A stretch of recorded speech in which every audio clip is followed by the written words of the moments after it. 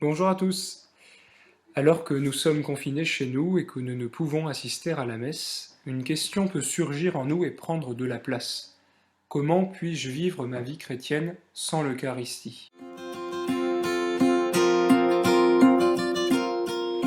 Nous avons un enseignement à recevoir d'une femme qui vécut entre 1904 et 1964, qui était assistante sociale à Ivry-sur-Seine, qui allait à la messe chaque jour, qui fonda une communauté de vie au service des autres, dans un esprit d'apostolat. Elle a été déclarée vénérable par le pape François le 26 janvier 2018. Il s'agit de Madeleine Delbrel. Le point de départ de son enseignement est la vie chrétienne. Notre baptême nous donne notre vocation, celle de la sainteté. Et pour devenir ce que nous sommes, nous avons besoin des sacrements qui sont donnés par l'Église. En particulier de l'Eucharistie qui nous fait entrer en communion de vie avec le Christ.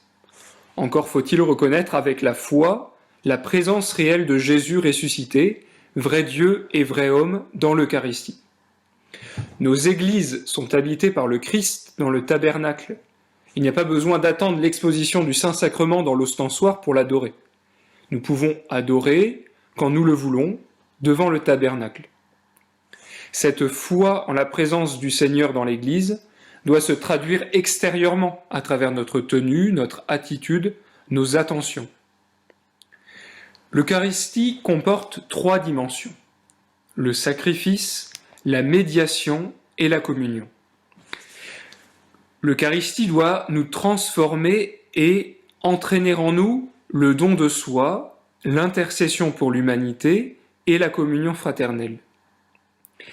Il y a un point éclairant de Madeleine Delbrel pour notre situation actuelle. Elle écrit ça en 1947.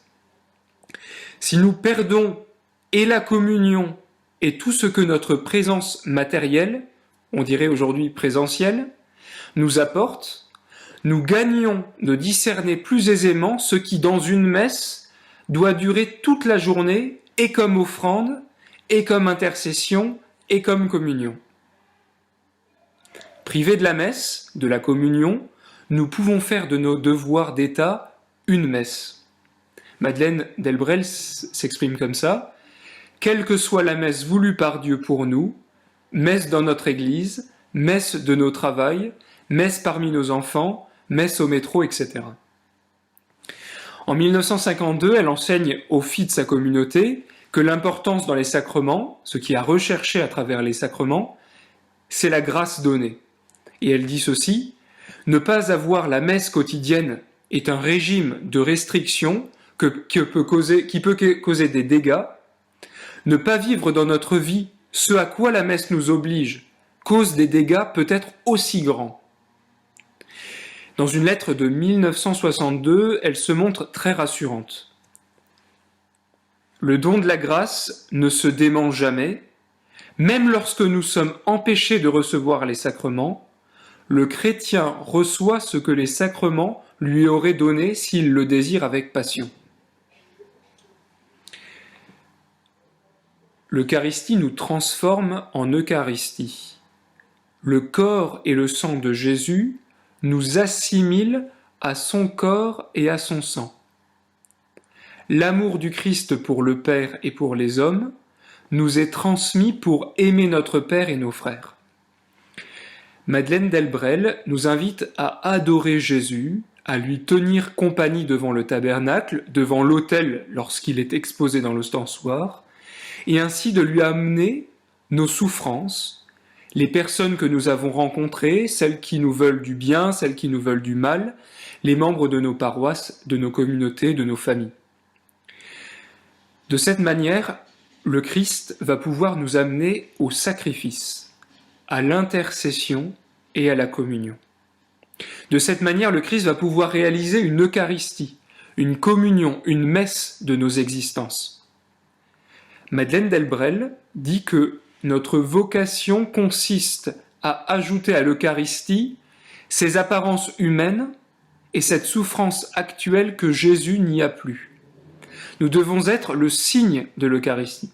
C'est-à-dire que notre humanité soit une manifestation du Christ au monde à travers la charité qui se donne, avec sa dimension oblative et sa dimension joyeuse, à travers la charité qui unifie et fédère, que ce soit au travail, dans nos familles, dans tout autre lieu, et aussi à travers la charité qui sert le frère.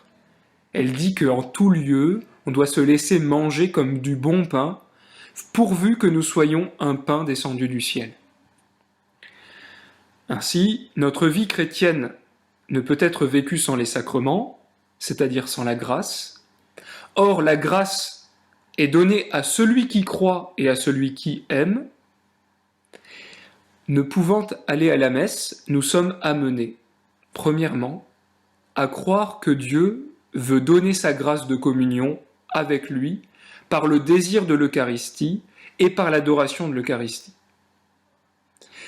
Deuxièmement, à faire de nos journées des messes, des Eucharisties, des communions, à travers le don de nous-mêmes, l'intercession pour tous les hommes et le service fraternel. Nous pouvons résumer tout cela dans cette formule de Madeleine d'Helbrel, être le Christ pour faire ce que fait le Christ. Il s'agit d'être le Christ jusqu'au bout, livré aux hommes dans son sacrifice.